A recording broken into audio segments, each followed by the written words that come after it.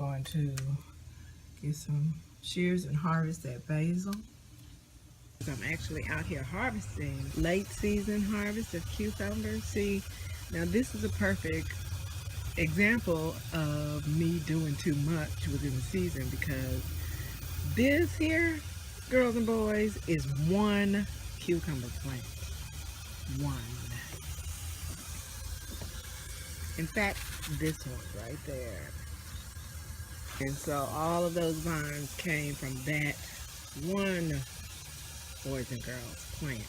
And so as suspected, I'm probably going to get as many cucumbers off of this one plant as I got off of the 8 plants that I had in this itty bitty raised bed. Well, it's not itty bitty, but for 8 damn cucumber plants, it's itty bitty. So if you give your plants the space they need, you don't have to make more work than necessary for yourself. Watering spout in red ochre right now. And in the planters, I now have 3 perpetual spinach because I want to see how I think they'll do probably well in the planters as it gets cooler. I was able to harvest already the first cucumber from this late batch.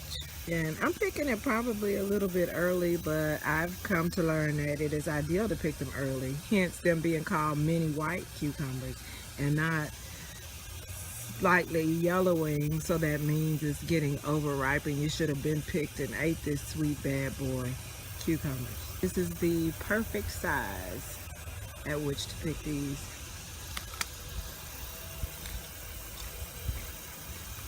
And eat them. I usually like to start with the side where the stem was, because in my tree hugging head, that's where all the nutrients were being fed into the actual fruit, and was doing so most recently. But all throughout the raised bed, climbing the evergreens and spilling over the side here a little. Snow peas here. I'm really considering pulling this one and planting another one, because as you can see, it's had a few little struggles.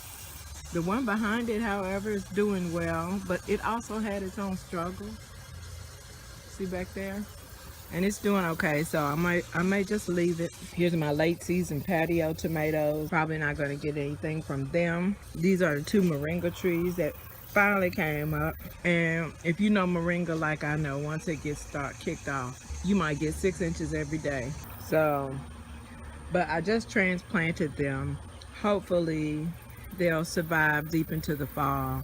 I don't think they will, but we will have some leaves. And again, if you know like I know, they're 8 times the nutrients of most leafy greens. So I'll just hold on to what I can for as long as I can and make sure I plant in a more timely fashion next season. This one is struggling with one of the branches, has been attacked or something. I probably should just cut that whole branch off, huh? Either spray it or cut it. Again, my patio tomato. I think I showed you guys the patio tomato, but there she blows.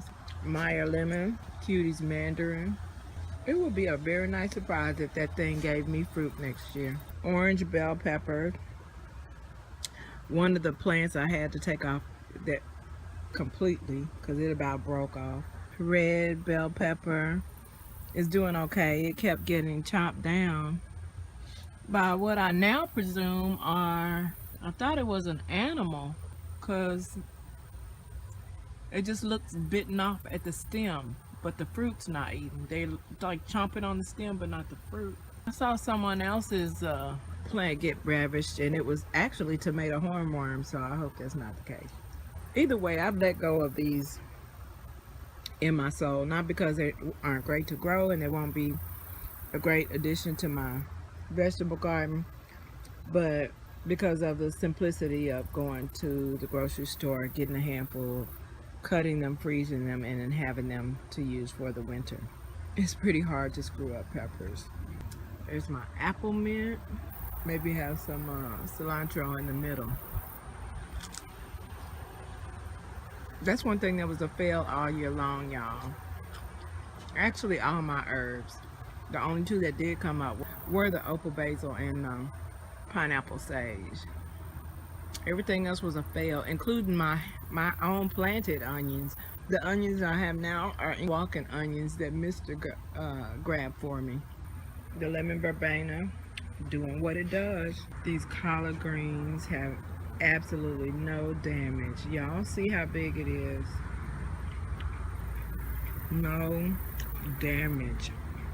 I harvested some leaves to make wraps with. That reminds me, because I also harvested some perpetual spinach leaves for juice. There's gonna be enough for juice every day if I want. I just have to keep myself stocked with apples. Carrots are easy to keep, but I just gotta keep myself stocked with apples. Not because they're not hard to keep, but because they're hard to keep on deck in general here. So many gnats. I don't know what's going on with my raised bed, but so many gnats. Anyway, and when I step next to it, I just get, they just fly on me. So I don't like to get too close to this raised bed this year, this time of season. I think this is a callaloo seed that happened. And in fact, look how pretty.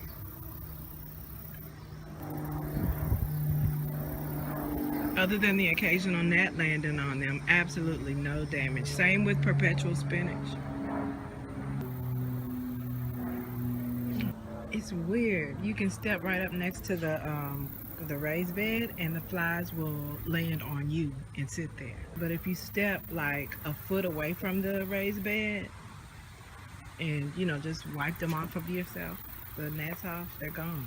I wonder if their poop is making for really good fertilizer for the cool crops. I don't know, but they're not harming the plants. And my harvests are full and fruitful. There's my Fusello. I wanted to show it to you guys one more time before I pull it. I don't know what kind of green this is. I'm gonna look it up. And there's my collar, recovering from a little bit of damage. The velvet booty collar. Yeah, you can tell the difference. That's that velvet booty collar. Oh, I'm gonna put a couple of more snow peas over here. Oh, see. Where you going, girl? Ladybug. She crawled under the leaf. The rest of these are callaloo onions. But I've done the video where I've explained that you should never harvest your callaloo unless you are ready to prepare and either cook and or store. These also look like a bunch of callaloo plants, a whole bunch of callaloo plants. So I don't know if the seeds from the other raised bed floated over here or what, but still eating peas off of these every day. Oh, here's my purslane branch I brought out here.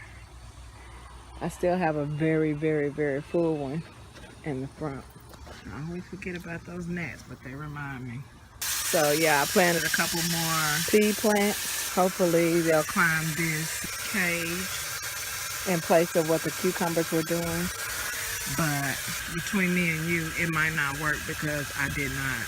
I probably should have tossed the soil a little bit and amended it, and I did not do that at all. Probably won't happen. Spend 5 minutes watering. Shift up here and hand water everything in the planters, and then I'm going to go save some seeds and make some juice, cook dinner, and call people I love because I don't do that enough.